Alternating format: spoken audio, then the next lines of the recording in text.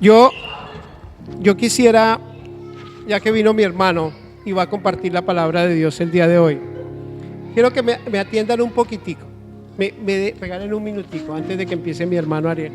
Yo no sé cuántas veces lo han oído ustedes predicar y hace cuántos años. Tú predicas, hermano, tú compartes la palabra. Pero quiero decirles que he visto su progreso. ¿En qué sentido, hermano? Que soy muy bendecido cuando he oído sus mensajes, cuando los prepara, cuando sé que está en comunión con el Señor.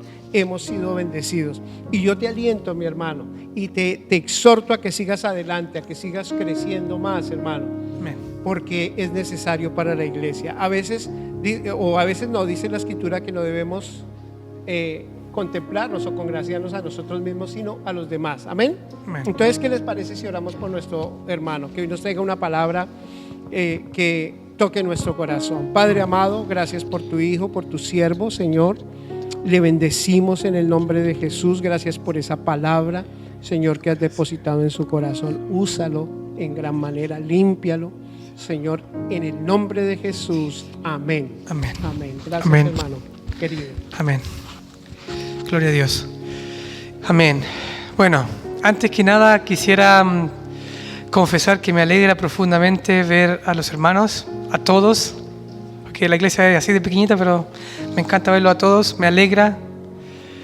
Yo tengo que confesar que a veces he rabiado, porque a veces los hermanos faltamos a la iglesia y es común faltar a la iglesia a veces.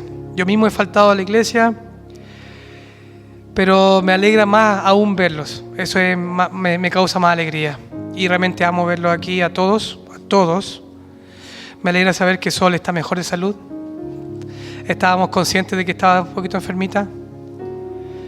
También sabemos que la Ana y Nico estaban de vacaciones. Así que también estamos contentos por eso. Y Dios mediante que nos sigamos reuniendo y sigamos teniendo esta participación dentro de la iglesia. Amén. Así que ese es bueno, les planteo lo que siento y realmente amo verlos a todos. El Señor los bendiga mucho. También quería darle gracias al Señor, porque cuando adoraba al Señor pensaba en el Michael y decía yo, qué bueno el Señor. Mira el Michael, el Señor lo tiene aquí. El Señor lo hizo. El Señor le dice, ¿cómo está el libro que te presté? ¿Está bueno? Muy bueno. Es un libro que les recomiendo. Se llama El Oráculo, escrito por Jonathan Cahn, un pastor cristiano judío, un hombre muy sabio, con mucha sabiduría de Dios, experto en profecías bíblicas. Si quieren ver un libro interesante acerca del futuro, acerca de la explicación bíblica de las profecías, El Oráculo de Jonathan Cahn. Quedan sorprendidos. O sea, nunca en mi vida había tenido la experiencia de poder tener tanta claridad en la explicación de las revelaciones de las profecías. Y este pastor tiene el don de Dios para hacerlo. Así que Michael lo está leyendo y uno queda con la boca abierta así, cuando no entiende la profecía bíblica como debería ser entendida. Así que le doy gracias al Señor por el Michael. Bueno, entrando al tema. ¿Están preparados? Estaba pensando acerca de los desafíos de la fe. Tengo el versículo bíblico, no lo voy a revelar todavía, porque si no arruinaría todo mi sermón. Porque tengo que revelarlo justo en el tiempo que tiene que ser revelado. A lo largo de la historia, y esto es algo que ustedes pueden leer en los anales de la historia, el cristianismo ha enfrentado desafíos. No ha habido, y podría más decir, no ha habido época en la historia desde Cristo en adelante que el cristianismo no ha enfrentado desafíos. Dentro de las cosas que el cristianismo ha enfrentado, por ejemplo, ha sido la persecución de la iglesia. Bueno, hay muchas cosas más, por ejemplo, falsas doctrinas, herejías, apostasía. Pero una de las cosas que más ha marcado la historia es la persecución de la iglesia. Y yo hice un análisis rápido, en realidad es bien breve, acerca de la persecución. Desde el comienzo hasta el final, partiendo por los judíos. Los judíos fueron los primeros, o sea, justo cuando Jesús comenzó su ministerio, es cuando comienza la persecución. ¿De parte de quién? Del pueblo judío. Luego se extendió al Imperio Romano, desde el primer siglo hasta el siglo IV, donde las más cruentas persecuciones se llevaron a cabo contra los cristianos. Es más, se dice que la mayoría de las torturas modernas fueron primeramente practicadas a los cristianos. El estiramiento, el aserramiento y toda clase de tortura se aplicó contra ellos. ¿Recuerdan en el Coliseo Romano? Ellos tenían los juegos del Coliseo Romano. Muchas veces lanzaban a familias completas de cristianos a ser asesinados por animales que no alimentaban, leones, lobos y un sinfín de bestias salvajes.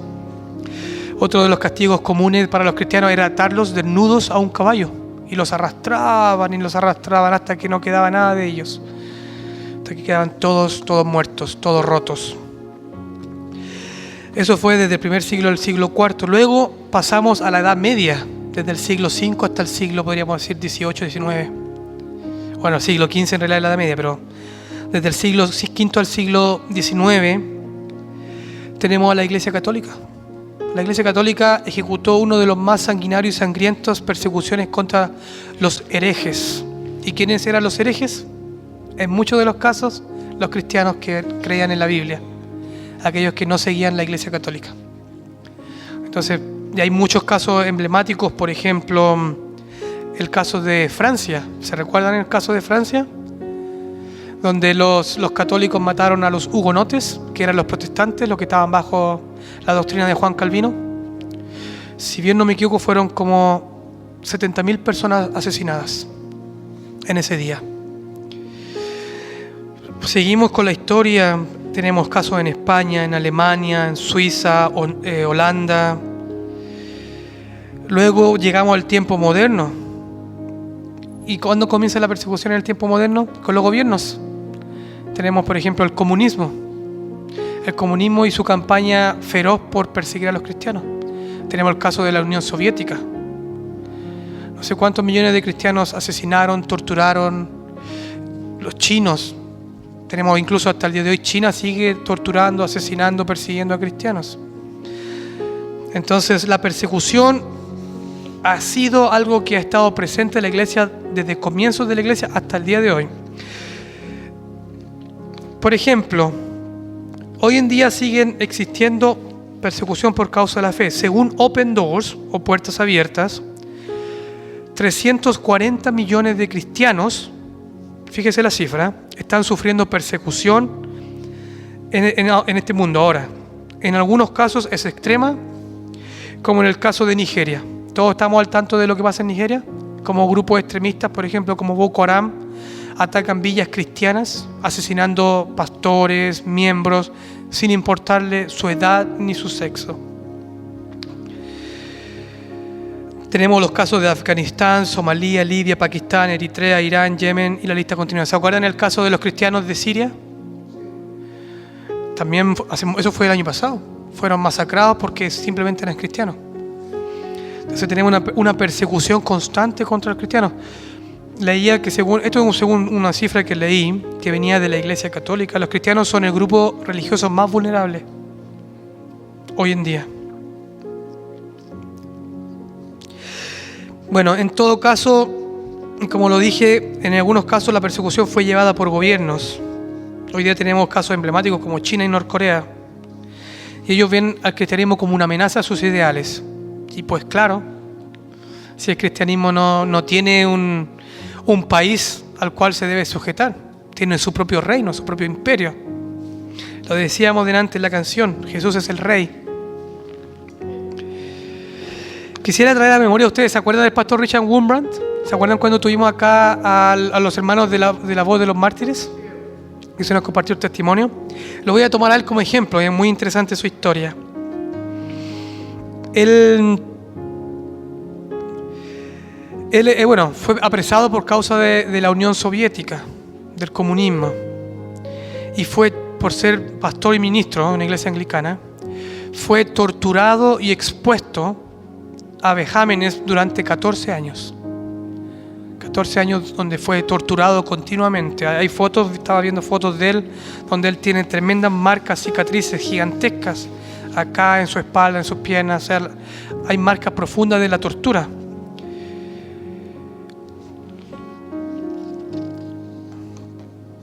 Pero voy a seguir hablando de él un reto más. Entonces, finalmente, el objetivo en la mayoría de estos casos de la persecución ha sido uno solo.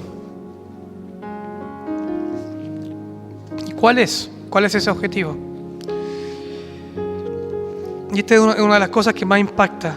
¿Cuál creen ustedes, hermanos, que es el objetivo de la persecución? Detrás de la persecución, ¿cuál es lo que conduce a la persecución? Sí, destruir, anular puede ser una opción válida. Pero a mí lo que me marca de toda la historia, lo que me marca de la historia de la iglesia en general, es que la persecución tiene un denominador común. Y ha sido la negación de la fe cristiana. De hecho, si uno toma como ejemplo toda la historia bíblica, toda la historia humana, toda, desde el tiempo de Jesús hasta el tiempo de hoy, el único objetivo de los gobiernos y religiones ha sido empujar a las personas a negar su fe y a negar a Cristo. Tomamos el ejemplo de Roma. ¿Cuál era el caso de Roma? ¿Cuál era el caso de la Unión Soviética? ¿Cuál era el caso de China hoy en día? ¿Cuál es el caso, por ejemplo, incluso, por ejemplo, de la Iglesia Católica? ¿Cuál es el caso de los musulmanes? O sea, en todas las situaciones hay el mismo denominador común. Y tiene una respuesta bíblica.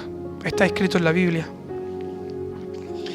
Entonces, el único objetivo, quizás, o el más grande objetivo, es la negación de la fe. Y vamos a ver por qué pronto. En el caso del pastor Richard Wurmbrand, el fin último de la Unión Soviética nunca fue matarlo. Pudieron haberlo hecho. ¿Por qué exponer a un hombre 14 años a la tortura? ¿Cuál es el fin de someter a tal sufrimiento? Este hermano, incluso él cuenta en sus libros que él no es capaz de decir algunas cosas que él vivió, de las torturas que le hicieron de todo lo posible y por haber. Más aún, sus torturadores disfrutaban el ver las personas siendo torturadas. Era como el que literalmente pusieran demonios vivos en las personas para torturar a los cristianos y encontrar placer a través de ese instrumento.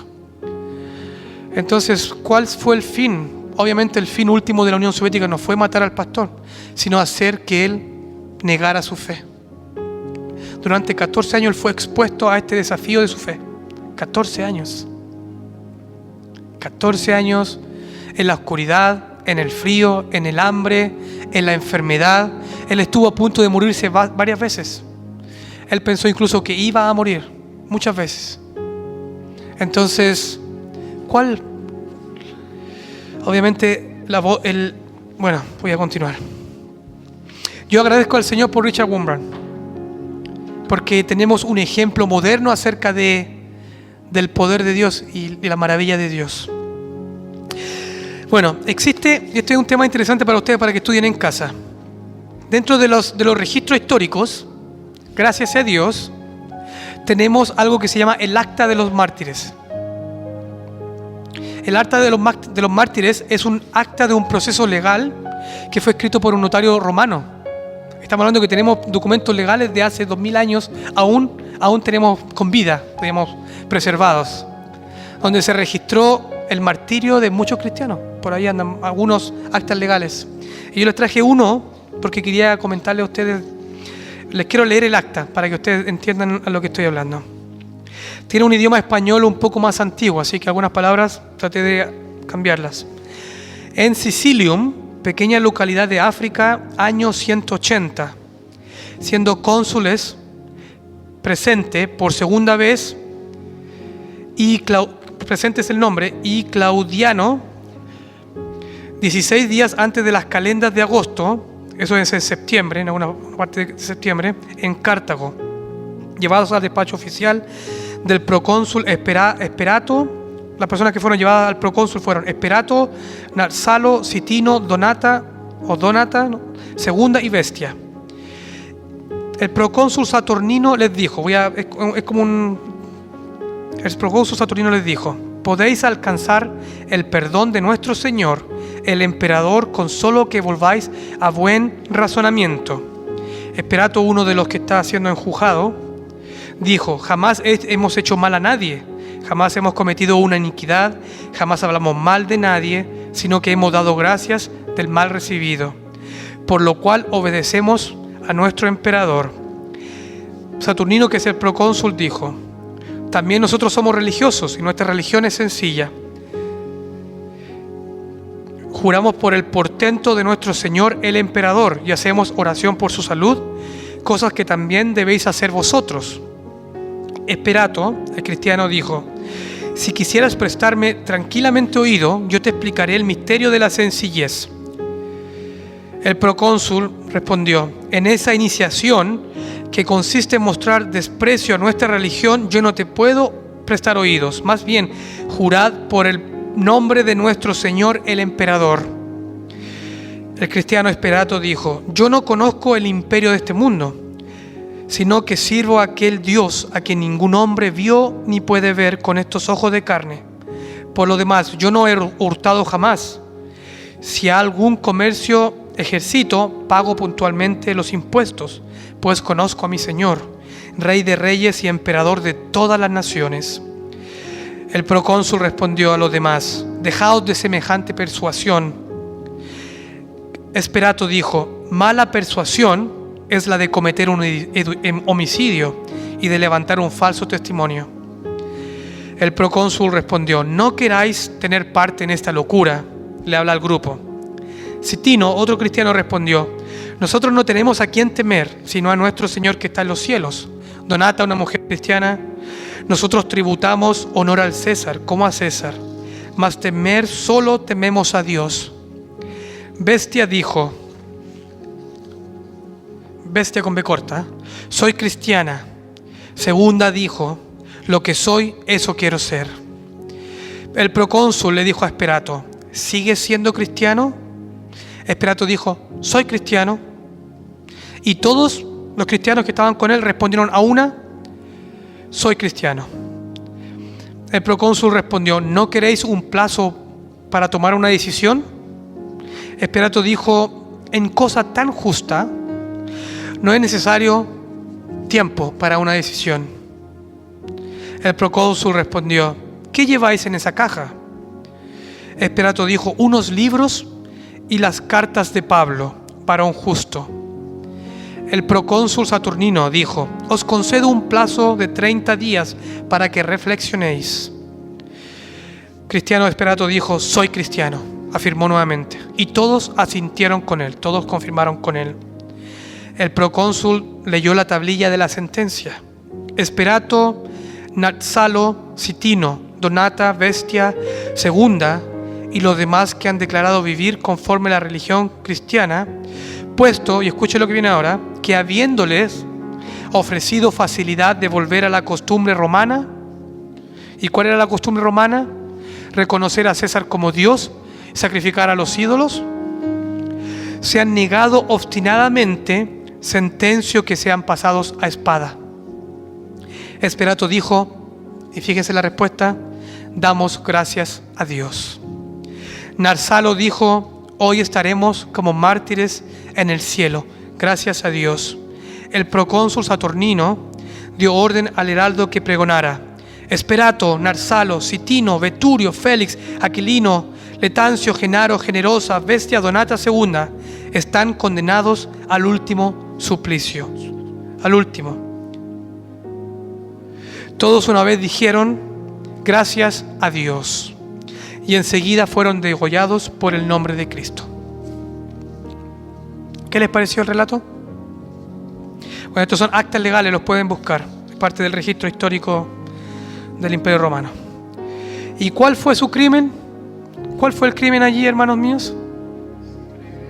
Ser cristiano. Ese fue su crimen. ¿Y cuál ustedes creen que era la forma de poder escapar del crimen? Negando a Cristo. Negando al único Dios verdadero y abrazando la forma de religión idólatra del Imperio Romano. ¿Ha sido la primera vez que esto ha sucedido de esa manera? Ciertamente no. En el libro del pastor Richard Wurmbrand, continuamente, cuando era torturado, le decían: niega a tu Cristo y te liberamos. E incluso trajeron a sus hijos delante de ellos para hacer terribles cosas. Entonces lo presionaron para que negara a Cristo. Y me imagino una escena como la escena de Job. ¿Recuerdan la escena de Job? El diablo le arrebató todos los hijos a Job, le arrebató todos los bienes a Job, le arrebató su esposa y le arrebató su salud. Lo único que no le arrebató fue su vida en la tierra. Cuánta presión, cuánta tortura Job tuvo que atravesar, porque no solo el hecho de haber perdido a todo lo que él amaba, más bien continuamente se encontraba en esa situación de enfermedad donde él no era un ser humano, literalmente. Era tratado peor que el estiércol, porque a un leproso la gente no se le acercaba. Nadie le podía dar compasión ni amor. Ni siquiera podemos hablar, y aunque suena un poco feo, ni siquiera podemos hablar que es como el caso de un indigente, una persona homeless, una persona que no tiene hogar. Porque en el caso de los leprosos la gente no se les acercaba, se los aislaba de la sociedad. La soledad, el sufrimiento al que fue expuesto. Pero él negó su fe. Él no la negó. Al igual que el pastor Richard Wurmbrand, gloria a Dios por la fe del pastor, porque su fe tuvo su fe tuvo un costo. Y después de eso, todos conocemos la historia del pastor Richard Wurmbrand. Él fue enviado a las Naciones Unidas, habló al frente de todos los líderes del mundo, frente a todos los líderes del mundo acerca de lo que significaba la persecución. Fundó La Voz de los Mártires, una organización que hoy día ayuda a cristianos en una situación similar en todo el mundo, de una forma maravillosa. Entonces, el testimonio de la vida de este pastor causó que ahora tuviera con creces lo que quizás él perdió. Con creces, bueno. Ellos confesaron a Cristo y no les importó su propia vida. Bueno, hay casos hoy día donde, por ejemplo, en los casos de Nigeria, las personas del grupo Boko Haram le dan la oportunidad a las personas para rechazar a Cristo. Incluso los grupos musulmanes le dan la oportunidad a los que van a ser asesinados por causa del cristianismo de rechazar a Cristo y aceptar su forma de religión idólatra. Gloria a Dios por aquellos mártires que eligen seguir a Cristo. Bueno, y aquí voy a ir a... Mira, qué lindo este versículo bíblico. Mateo 16:24. Entonces Jesús dijo a sus discípulos: si alguno quiere venir en pos de mí, niéguese a sí mismo, tome su cruz y sígame. Porque, y escuche bien, el que quiera salvar su vida, la perderá. Pero el que pierda su vida por causa de mí, la hallará. Existe un precio, y escuche bien esto, hermano, para seguir a Jesús. Y ese precio es nuestra propia vida en la tierra, tal cual. ¿Usted quiere ser cristiano? ¿Quiere ser cristiano? Tiene que saber que usted tiene que pagar el tiquete. Y eso es su vida completa. No su vida en parte, su vida completa. No hay otra verdad. Jesús lo dice: el que quiera salvar su vida la perderá. ¿Está usted intentando salvar su vida en la tierra? Y cuando digo salvar su vida, yo me refiero a tratar de tener un futuro en la tierra, pensar en un futuro en la tierra, pensar en que usted va a vivir 90 años y usted va a poder hacer todo lo que su corazón desea. Va a poder tener todos los lujos que usted quiera, todas las cosas que usted siempre ha soñado, sin sacrificar ni siquiera una. Pero la realidad detrás de todo eso es que la vida del cristiano no es así. Usted lo va a sacrificar todo. Y eso significa ser cristiano. Eso es el cristianismo. No existe otra cosa. Ahora uno ve la historia y ve el poder del cristianismo. El poder de Cristo, el poder del Espíritu Santo. Cómo las personas, si usted leyó el relato, con su propia voluntad y con alegría en el corazón, al enfrentar tal momento oscuro, están dispuestos a entregar su propia vida. Leía el acta de otro mártir cristiano, un pastor de una iglesia, un obispo de una iglesia. E incluso él les decía a sus a su asesino le decía: por favor, no me ates, yo me voy a quedar en la hoguera. Y él mismo se puso en la hoguera. Otro pastor le decía: por favor, déjame yo atar mi propia venda. Y él mismo se ataba su venda y se ponía de rodillas para recibir el golpe fatal. Imagínense, ¿cómo es que ellos pueden lograr eso? Bueno, lo vamos a hablar después. ¿Por qué Dios demanda nuestra vida? Una pregunta: ¿por qué Dios exige nuestra vida? ¿Se han puesto a preguntar por qué Jesús dice: el que haya su vida la perderá y el que la pierda por causa de mí la hallará? Y una respuesta tan simple y tan fácil de encontrar en la Biblia. ¿Qué dice la Escritura acerca del ladrón? En Juan 10:10 dice: el ladrón no viene sino para hurtar, para matar y para destruir. Yo vine para que tengan vida y la tengan en abundancia. ¿El diablo te puede robar? Sí, el diablo te puede robar todo, como en el caso de Job. ¿El diablo te puede enfermar? Sí, te puede robar tu salud. ¿El diablo te puede matar? Sí, el diablo también te puede matar. ¿Pero qué mata realmente el diablo? Nuestra carne, nuestro cuerpo. El cuerpo que estos siervos del Señor rechazaban. El cuerpo que estos siervos del Señor despreciaban, porque despreciaron su vida hasta la muerte. Pero ¿quién puede destruir? ¿Se han puesto a preguntar quién realmente puede destruir? Es Dios, ¿cierto? Solo Dios puede destruir. Por eso dice: viene para matar, robar y destruir. Entonces el diablo tiene que encontrar una forma de destruir, porque dice en Juan 10:10 que el diablo viene para matar, robar y destruir. Pero solo Dios destruye. Entonces el diablo encontró una forma bíblica de destruir a las personas. De hecho, él aprendió la Biblia. Si el diablo lee la Biblia o no lee la Biblia, la conoce de memoria. Recuerden cuando estaba frente a Jesús: échate, porque dice que mandará a sus ángeles sobre ti. Entonces es versado. Y él lo aprendió como lo ha aprendido en la historia. El enemigo ha aprendido tal como nosotros. ¿Qué dice la Escritura? En Mateo 10, 32 y 33. Cualquiera pues que me confiese delante de los hombres, yo también le confesaré delante de mi Padre que está en los cielos. Pero, y escuche bien, cualquiera que me niegue delante de los hombres, yo también le negaré delante de mi Padre que está en los cielos. Ahora entiende cuando yo le decía que el único denominador común a lo largo de la historia ha sido el mismo. Presionar y presionar y presionar, torturar y obligar a que la gente niegue a Cristo, porque la única forma en que las personas sean totalmente destruidas es negando a Cristo. No existe otra forma. Por eso es que existe la persecución, porque es el objetivo final del maligno. Recuerden lo que dice la Escritura en Job 2:4. Satanás respondió a Adonai y dijo: piel por piel, todo cuanto el hombre tiene lo dará por su vida. ¿Lo entiende?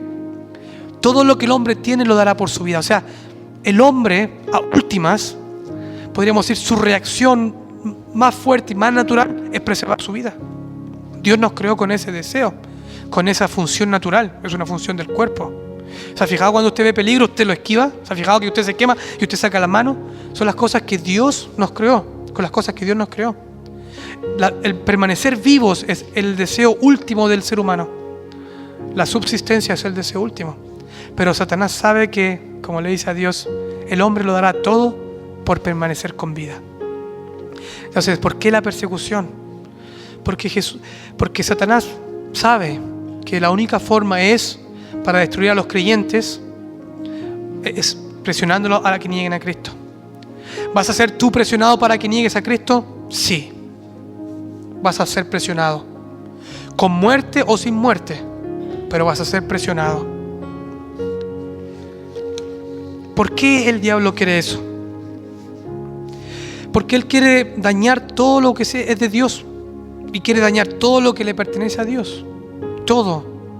O sea, él quiere destruir todo. Quiere robar todo, quiere asesinar todo.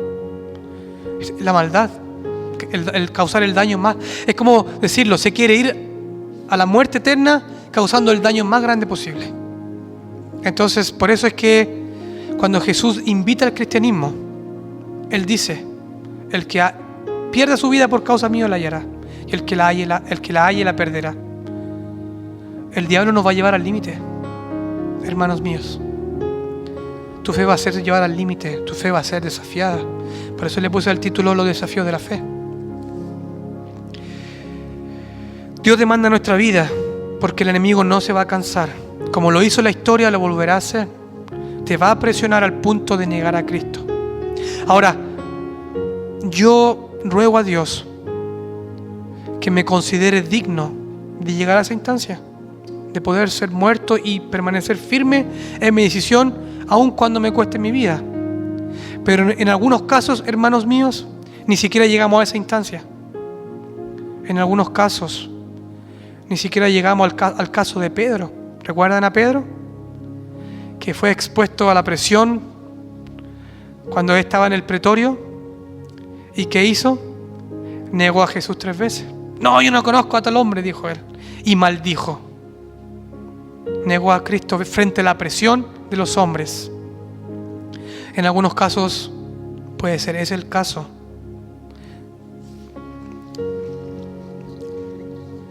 El diablo sabe que él va a ser destruido. ¿Usted sabía eso? El diablo lo sabe. Los ángeles lo saben. ¿Se acuerdan el caso cuando Jesús fue a Gadara y se le apareció este endemoniado? Y dice, ¿qué tienes contra nosotros, Jesús? Y después otro endemoniado le dice, aún no es nuestro tiempo. O sea, los demonios saben, todos saben. En Apocalipsis 20:14 dice así: y la muerte y el Hades fueron arrojados al lago de fuego. Esta es la muerte segunda, el lago de fuego. Capítulo de Apocalipsis 20:10. Y el diablo que los engañaba fue arrojado al lago de fuego y azufre, donde también están la bestia y el falso profeta, y serán atormentados día y noche por los siglos de los siglos. El diablo sabe que va a ser destruido. Sabe que la única forma de ser destruido es cuando todos los que van a ser condenados serán lanzados al lago de fuego, que no es el infierno, que no es digamos que es lo que nosotros conocemos como lo que se vive ahora, el infierno como tal. El lago de fuego es algo más grande. Cuando las personas hoy día se mueren, creemos que ellos van a un lugar, en el caso de los cristianos, que se llama seno de Abraham. No sé cómo se dice en inglés. Blossom, Abraham Blossom. Eso. Y la gente que se va donde es el llorar y el crujir de dientes en este minuto, una especie como de infierno. Pero hay algo más terrible que eso, mucho más terrible que eso. Me parece interesante que Jesús dice esto, Mateo 10:28. No temáis a los que matan el cuerpo y no pueden matar el alma. Jesús lo dijo. Temed más bien, y fíjese las palabras, al que puede destruir al alma y el cuerpo en la Gehenna. O sea que es el lago de fuego.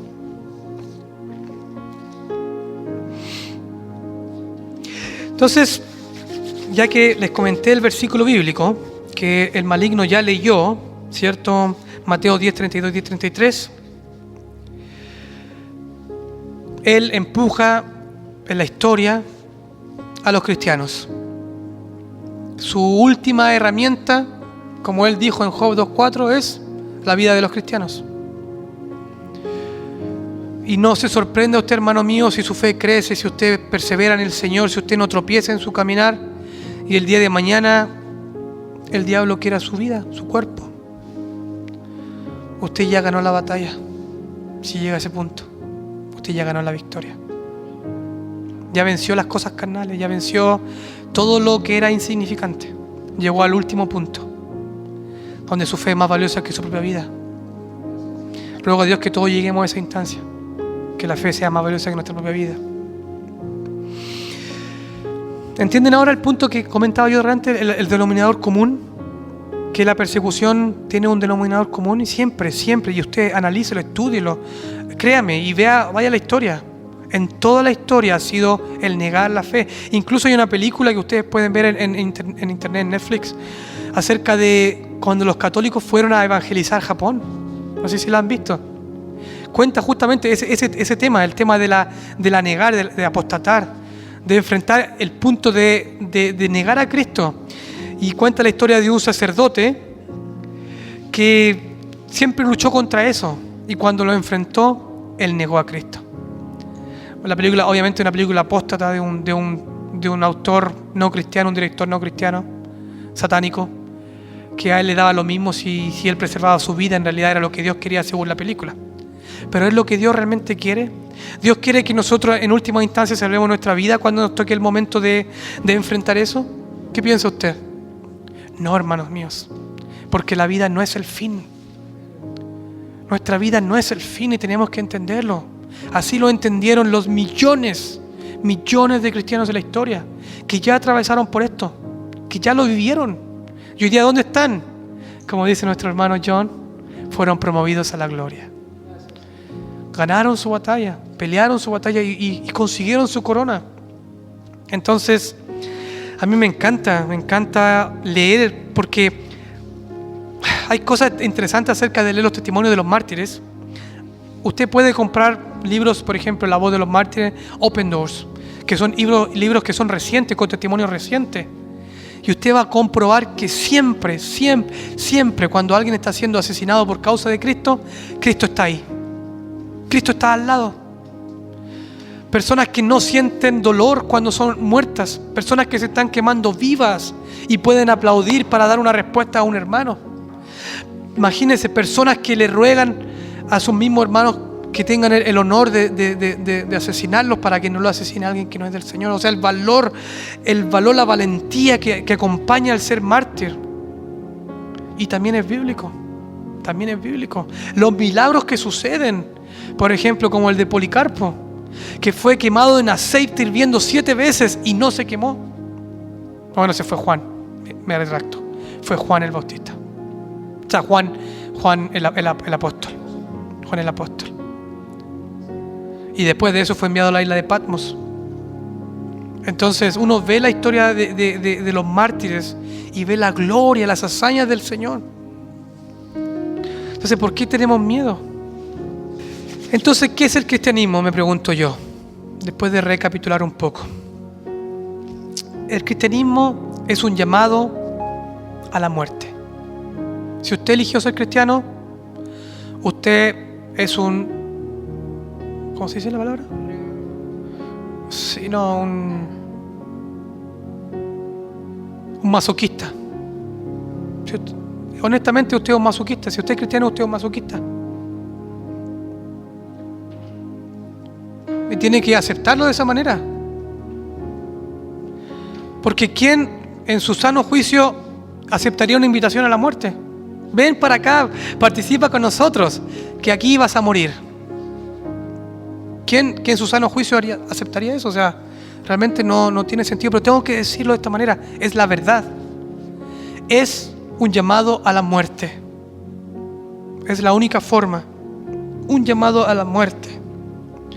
Desde que usted escuche esta palabra, y voy a usar la traducción correcta, ¿ya? Porque la Biblia Reina Valera es traducido como siervo, pero no es la palabra correcta. Cuando usted se vuelve esclavo de Jesús, que es la traducción correcta, usted renuncia a su vida. ¿Es usted esclavo de Jesús? Si usted dice amén ahora conmigo, usted está diciendo públicamente que usted ha renunciado a su vida. Y le vuelvo a preguntar, ¿es usted esclavo de Jesús? Entonces, ¿ustedes entienden el costo? ¿Y lo aceptan? ¿Lo aceptan? ¿Aceptan el costo? Porque eso es confesar a Jesús públicamente. Usted renuncia a la vida de sus seres queridos. Difícil, porque una cosa es que sea tu vida, pero ¿qué tal de nuestros bebés tan chiquititos? ¿Qué tal de nuestros hijos? Que quizás ya no tienen ni siquiera 10 años, 5 años. ¿Qué tal que tengas que renunciar a la vida de ellos mismos por causa del amor a Cristo? Entonces te vuelvo a preguntar de nuevo, ¿Eres tú esclavo de Jesús? ¿Qué tal de sus sueños? ¿De su dignidad? ¿Qué tal de sus bienes materiales? ¿Qué tal de su profesión? ¿De su casa? ¿De su cuenta en el banco? ¿De la educación? ¿Qué tal de todas esas cosas? Y podemos seguir nombrando y la lista se vuelve un poco más compleja. ¿Qué tal de su papá, de su mamá? ¿Qué tal de sus nietos? ¿Qué tal si el ser cristiano te cueste no solamente tu vida, y ni siquiera tu vida en primer lugar, sino la vida de los que amas? ¿Qué tal si has expuesto a esa situación? ¿Qué tal si a Dios le place hoy día exponerte a esa situación en la que pongan a tus hijos delante de ti y te digan, renuncia a Cristo o le quitamos la vida a tus hijos? ¿Cuál sería tu respuesta? Eso ya ha sucedido en la historia. Algunos negaron a Cristo. Quizá para ellos Cristo no valía lo suficiente. Quizá su fe no era tan firme. Quizá ellos no estaban preparados y negaron a Cristo. Solo aquellos que sean capaces de confesar a Jesús delante de los hombres frente a cualquier situación, Jesús les confesará en el cielo. Entonces, vuelvo a preguntarle, venga, sea parte de nuestro grupo. Acá usted va a ser probado, usted va a ser, ¿cierto? Se va a negar a usted mismo, usted va a vivir una vida sacrificial, usted va a amar al que lo aborrece, usted va a perdonar al que lo hiere, usted va a poner la otra mejilla al que le pega fuerte, un puñetazo, un cachetazo. Usted le va a decir te amo al que te escupe en tu cara. Y en últimas, usted va a morir por causa de Cristo. ¿Quiere seguir usted siendo esclavo de Cristo? ¿Está usted dispuesto a pagar el precio?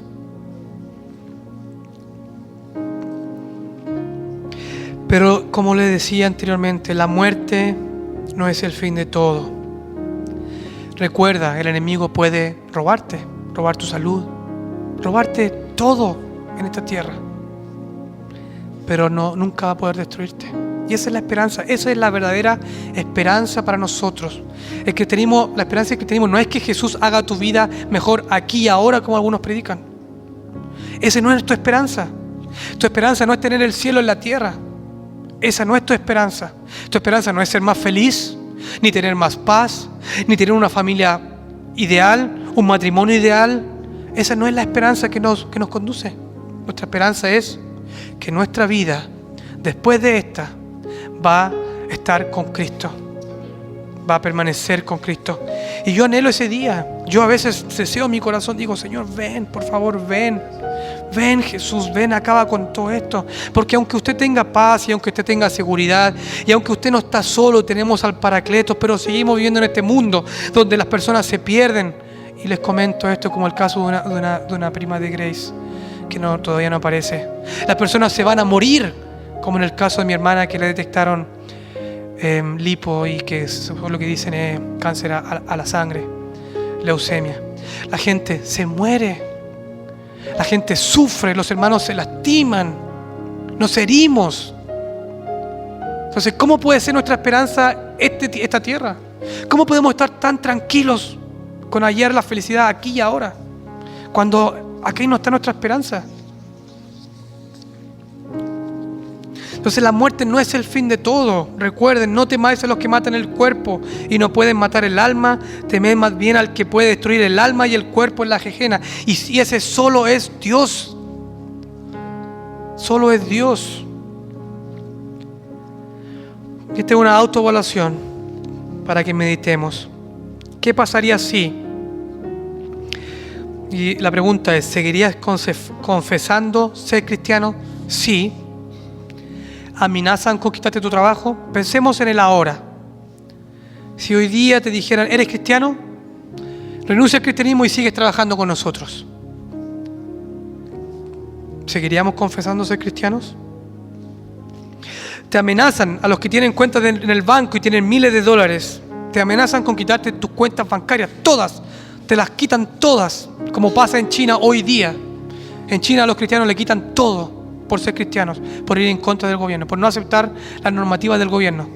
Si hoy día te amenazan con quitarte toda tu cuenta del banco, tus bienes materiales, tus vehículos, incluso tus alimentos de tu despensa de ahora ya, ¿seguirías confesando ser cristiano?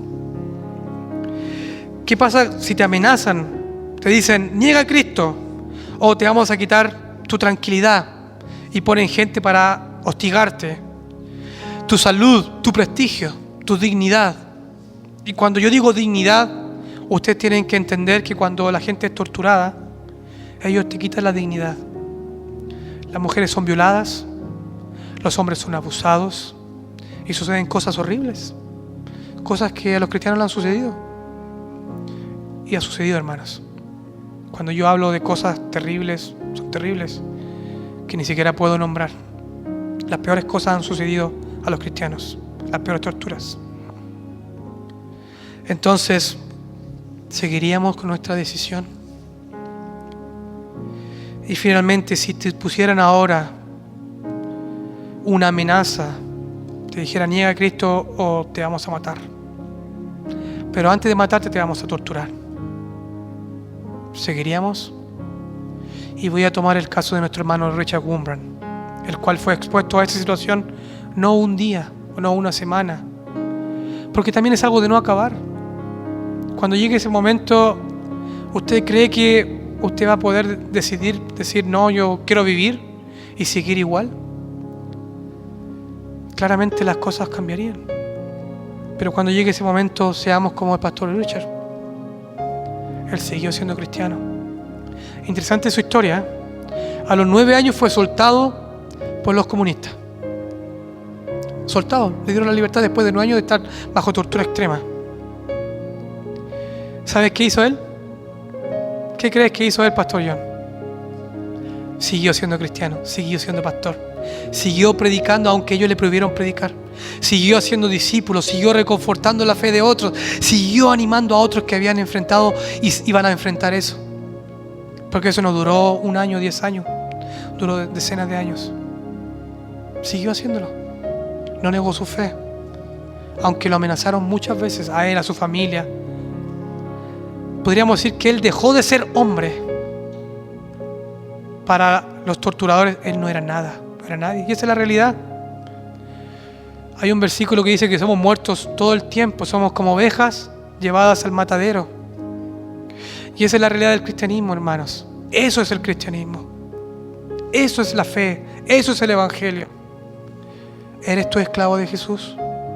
¿Estás dispuesto a pagar el precio? ¿Arriesgarías todo lo que acabo de nombrar por causa de Cristo?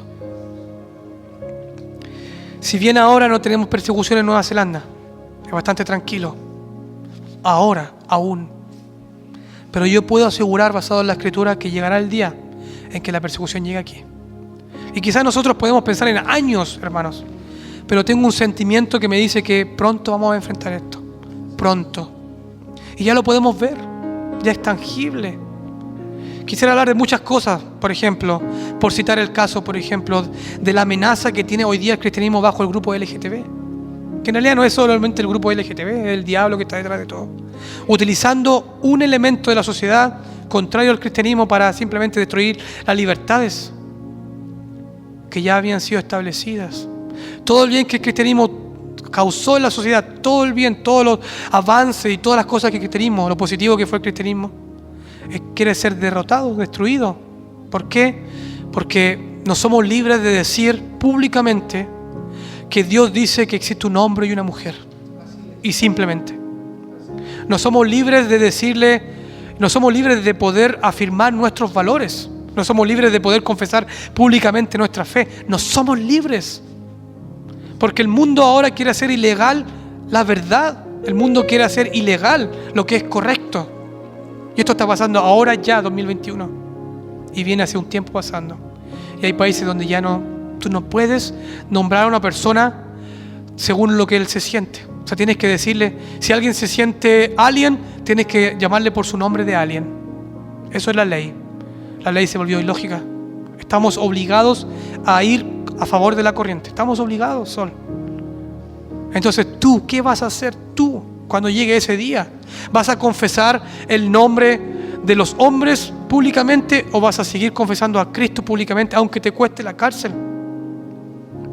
Y vamos a llegar a ese día, hermanos. Vamos a llegar a ese día.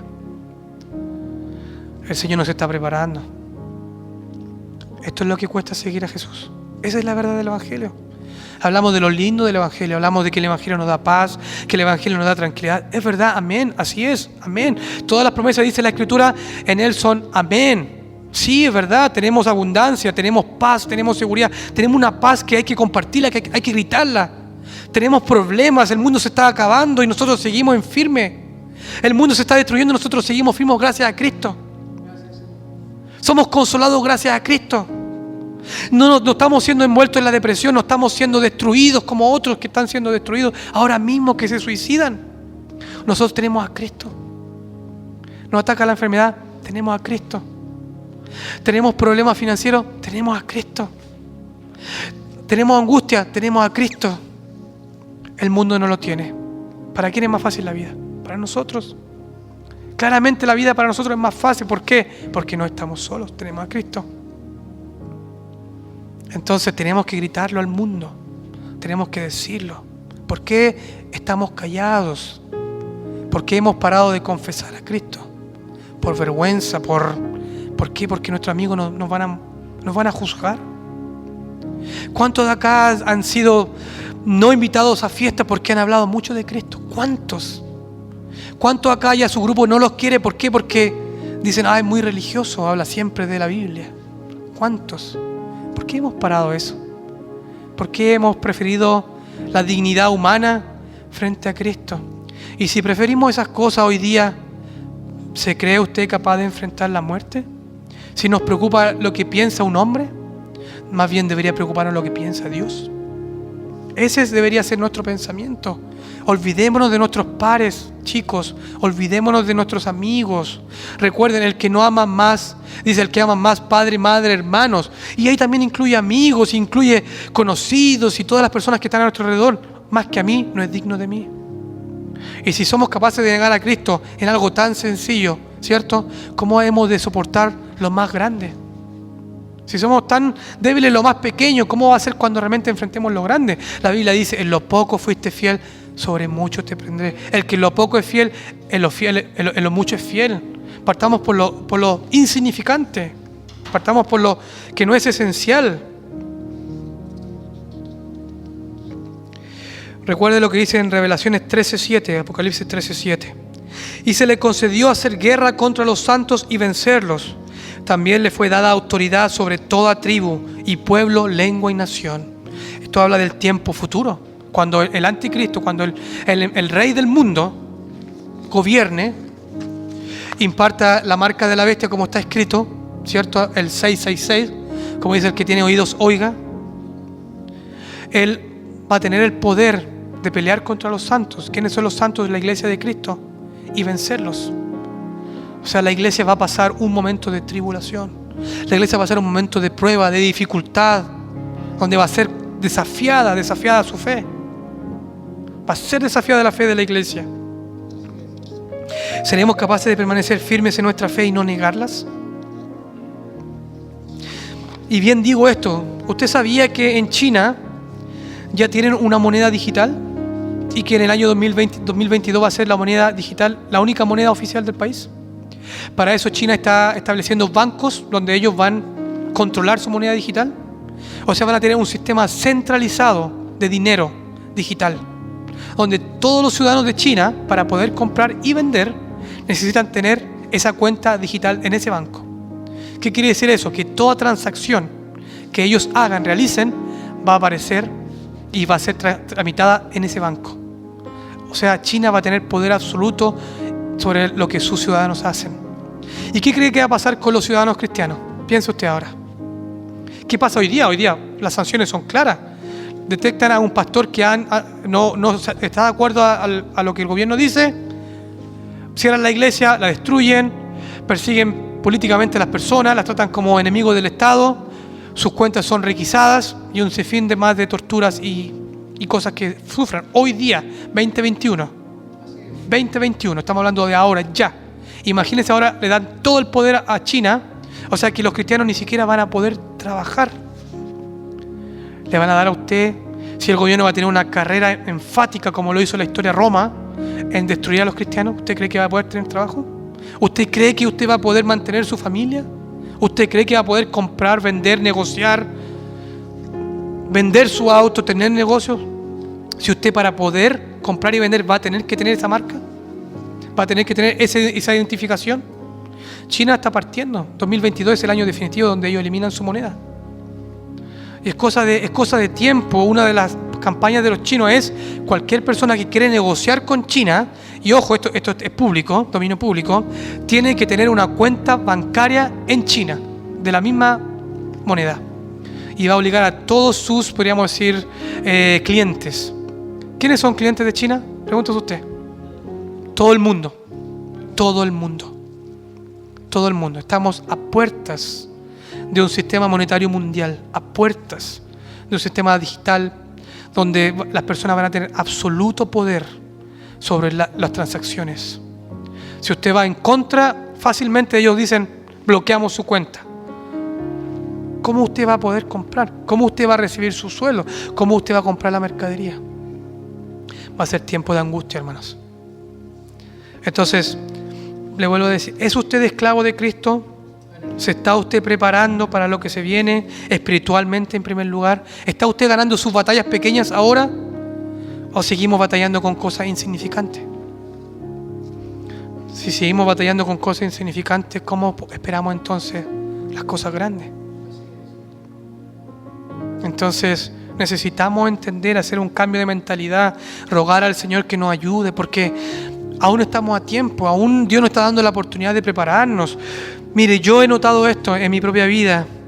Cuando yo estaba en mayor aflicción, cuando yo estaba en mayor angustia, cuando yo vivía en Chile, tenía deuda, mi vida estaba destruida, un desorden, aún siendo cristiano, oraba, hermanos. Pucha que oraba, pucha que buscaba al Señor, pucha que tenía un compromiso fuerte con el Señor. Sentía que estaba en tal conexión con el Señor debido a la necesidad. Mis necesidades fueron suplidas, Dios respondió mi oración, Dios restauró mi matrimonio, Dios restituyó todo, sacó el dolor de mi corazón. Realmente se cumplió la Escritura cuando dice, te doy manto de gozo en lugar de tristeza. Se cumplió. ¿Y qué pasó con mi espiritualidad? Menguó. Pero me di cuenta y estoy trabajando para revertirlo. Debería ser al revés, deberíamos estar... No tenemos de qué preocuparnos ahora, deberíamos estar más enfocados en crecer espiritualmente, enfocados en madurar, en dejar las niñerías, enfocados en poder estar preparados para lo que se venga. Deberíamos estar en eso, porque eso es el Evangelio. Yo les animo, yo les ruego, yo les insto, les exhorto y me exhorto para que tomemos esa determinación. Ahora, hay algo maravilloso. Pero mira, antes de en Mateo 10:19 y Mateo 10:20. Y cuando os entreguen, no os preocupéis de cómo o qué hablaréis.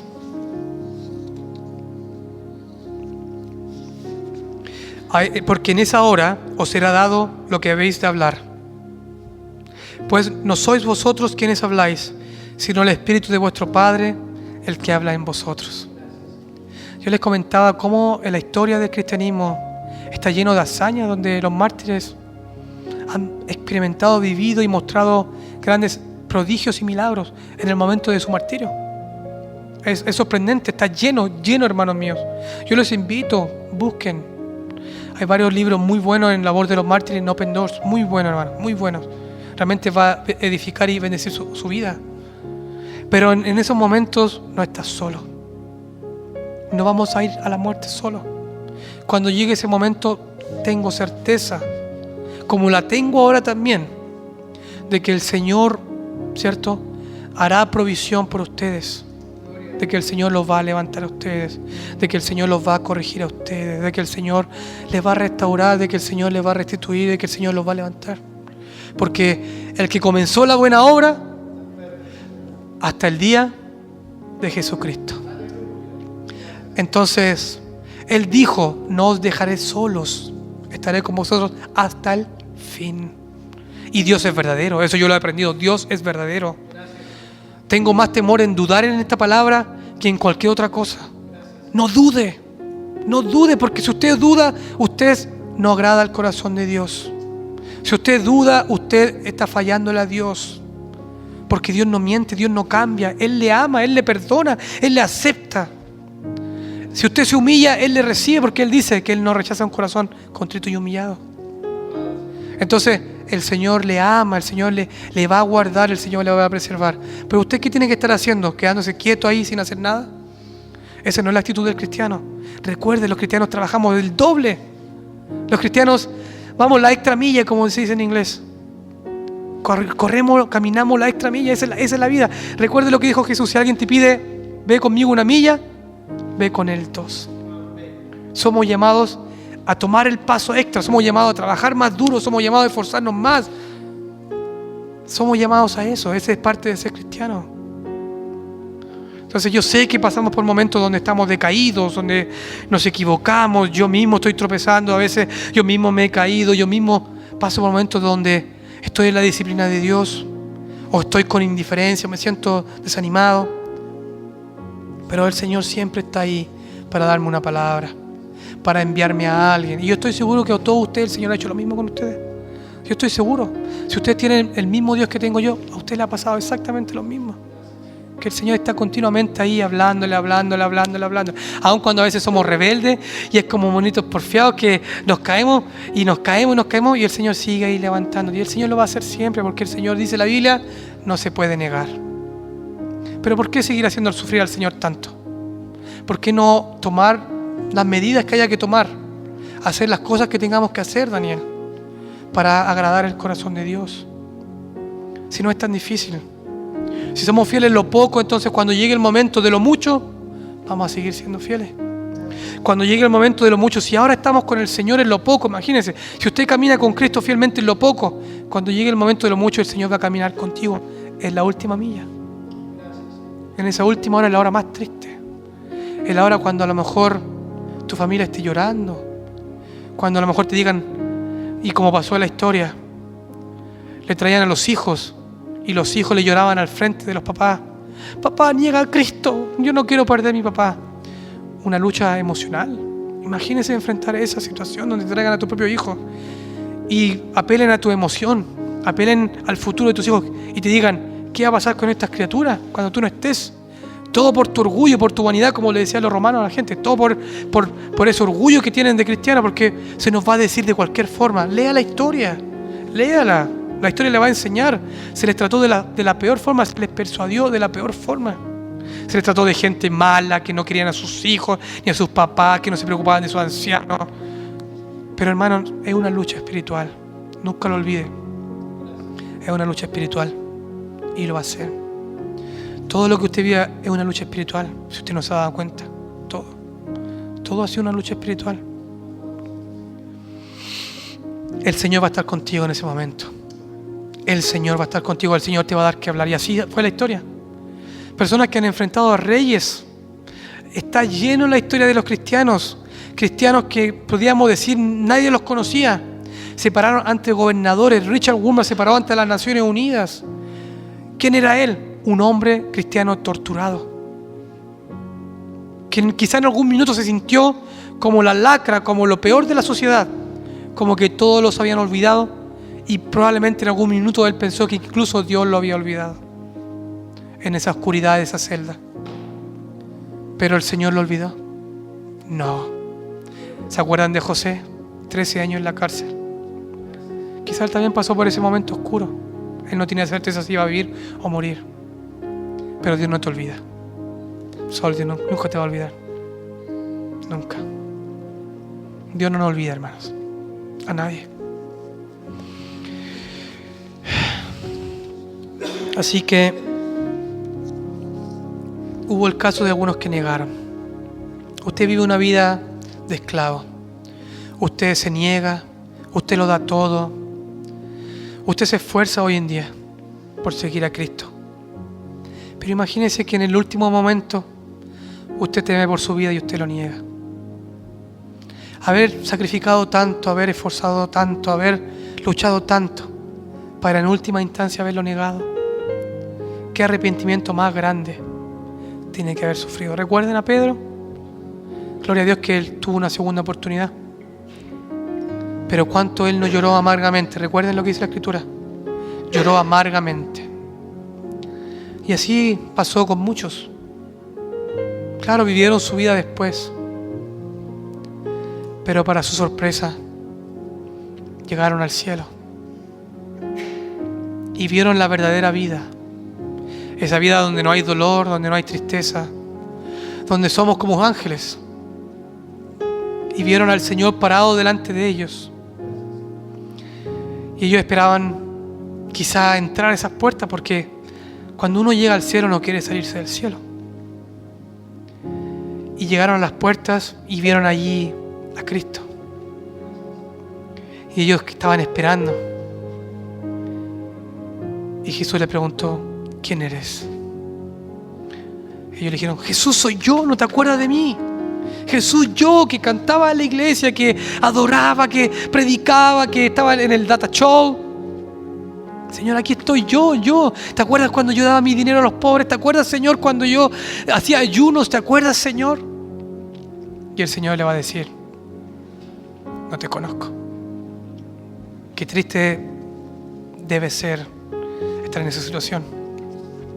Por el otro lado,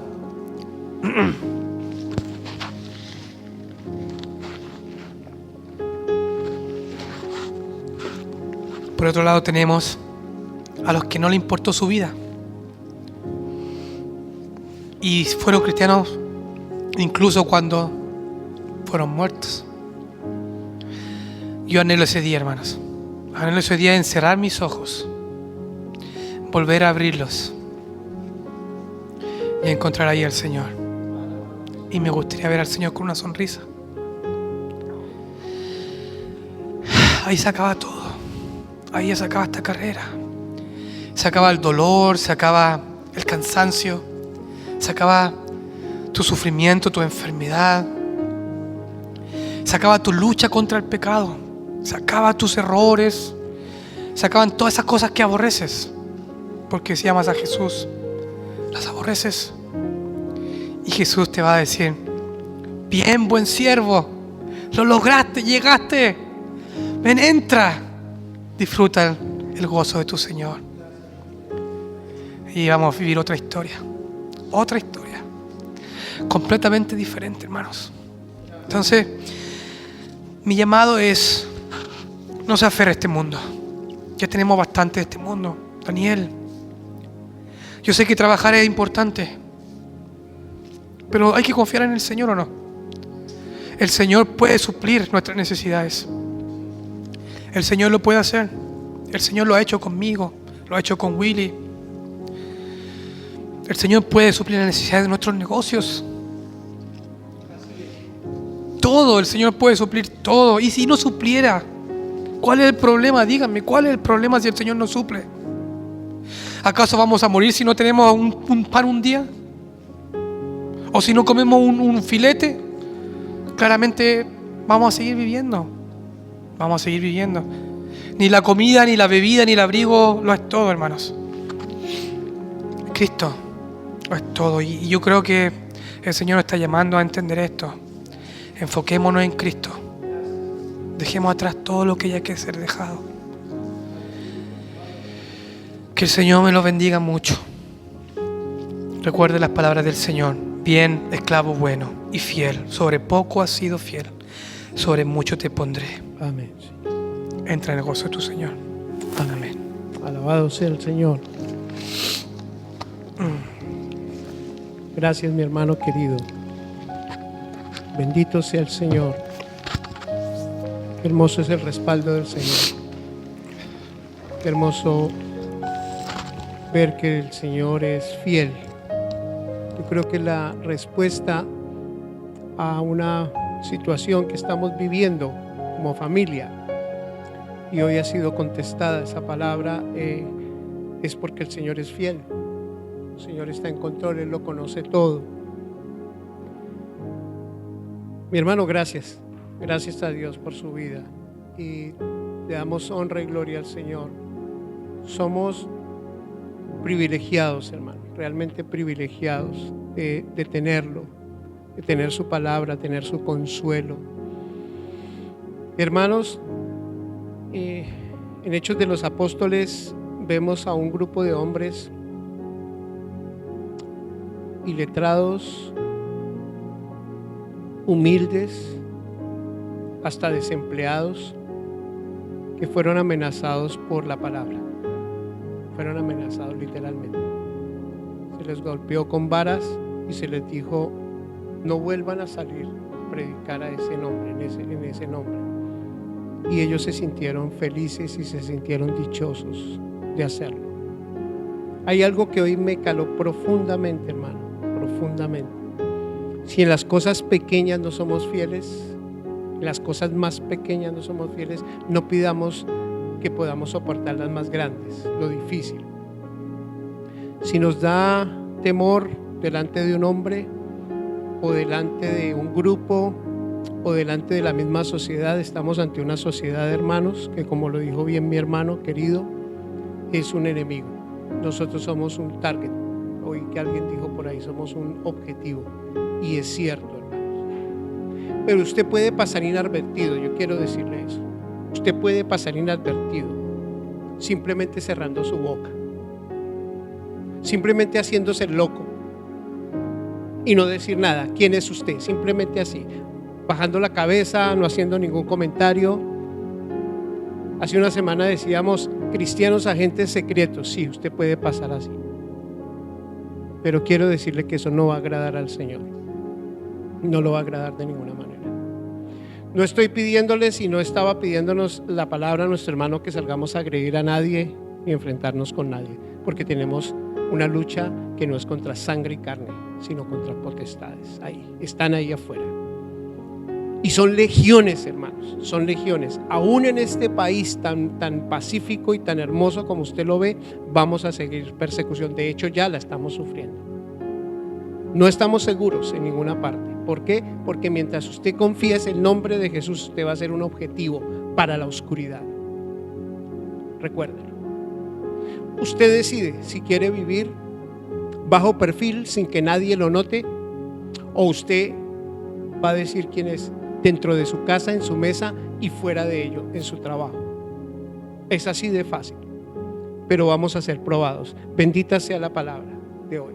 Bendito sea el mensaje. Gracias, mi hermano. Gracias a Dios. Padre amado, gracias por esa bendita palabra, Señor.